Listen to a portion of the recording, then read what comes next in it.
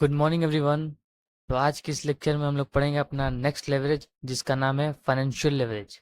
सबसे पहले हम लोग समझते हैं फाइनेंशियल लेवरेज का मीनिंग क्या होता है और इसको डिटेल में समझते हैं इसके फॉर्मूले के साथ। देखिए, it is use to measure financial risk in a business. जो फाइनेंशियल लेवरेज होता है वो हमारे बिजनेस में फाइनेंशियल रिस्क को मेजर करने में हेल्प करता है कि हमारे बिजनेस में फाइनेंशियल रिस्क कितना है। देखिए, it is relationship between EBIT and EBT.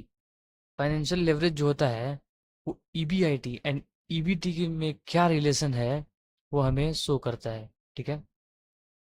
It is also measure that what impact on EPS when changes in EBIT. देखिए, फाइनेंशियल लेवरेज जो होता है वो हमें बताता है कि अगर हमारे ईबीआईटी में earnings before interest and tax अगर उसमें 1% का चेंज होगा तो हमारा जो ईपीएस है, अर्निंग पर शेयर, उसमें क्या इम्पेक्ट पड़ेगा ये बताता है फाइनेंशियल लेवरेज। देखिए, इसको कैलकुलेट करने का दो फॉर्मूला होता है। आइए हम लोग देखते हैं इसके फॉर्मूले को।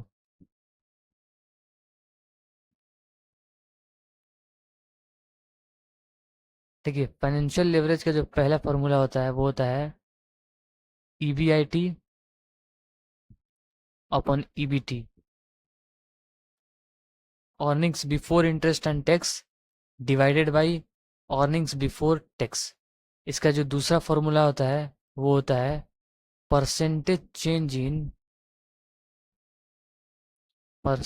Change in EPS divided by percentage change in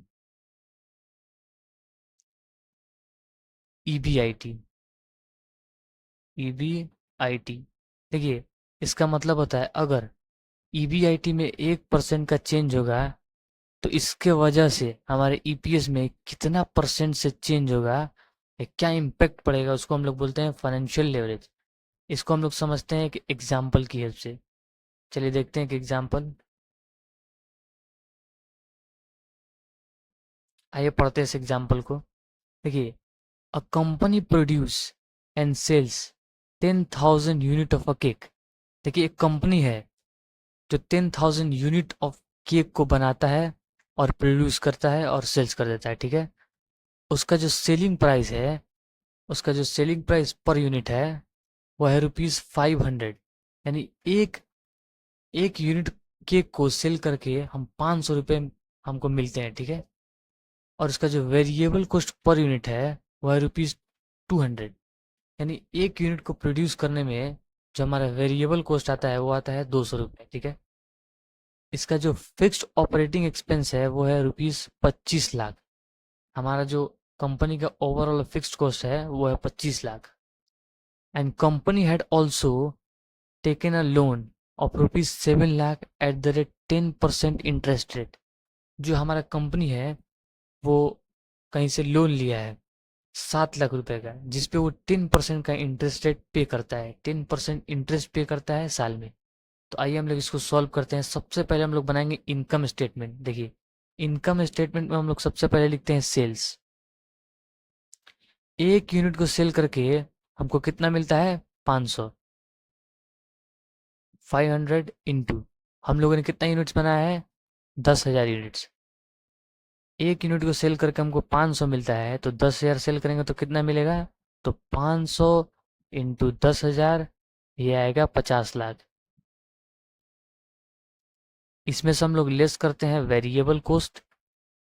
एक यूनिट को प्रोड्यूस करने में हमारा 200 का कॉस्ट आता है, तो हम लोगों ने 10,000 यूनिट ऑफ केक को प्रोड्यूस किया है तो कितना कॉस्ट आएगा?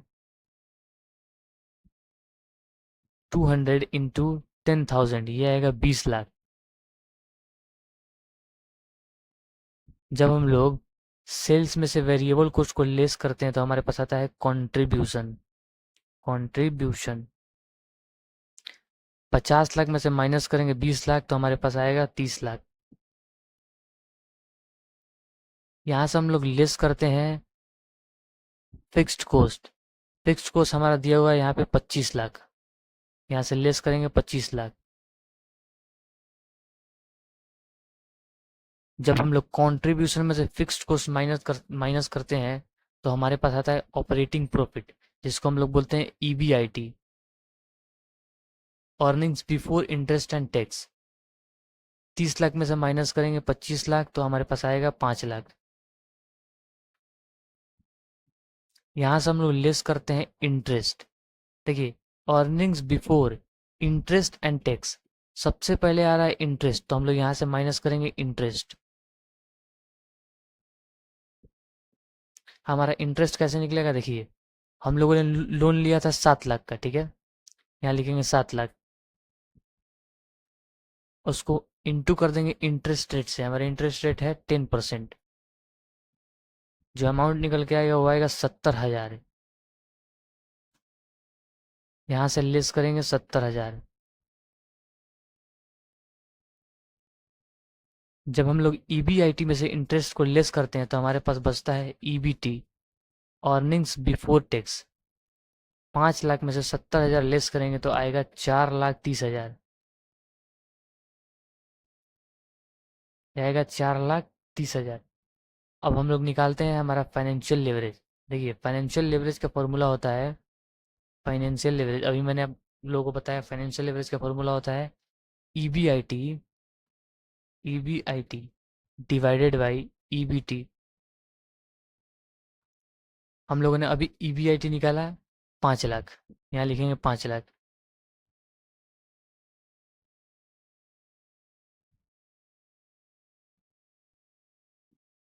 और हम लोगों ने अभी EBT निकाला 4,30,000, इसको हम लोग यहाँ लिखेंगे 4,30,000। इसको डिवाइड करेंगे, देखिए हमारा आंसर कितना आता है। देखिए, 5 लाख डिवाइडेड बाई 4,30,000, ये आएगा 1.627। ये इसका आंसर आता है टाइम्स में, टाइम्स। इसका मतलब देखिए क्या होता है, इसका मतलब होता है कि अगर EBIT में चेंज होता है 1% का, तो जो हमारा EPS है, अर्निंग पर शेयर, उसमें चेंज होगा 1.627%, 627% चेंज होगा हमारा EPS।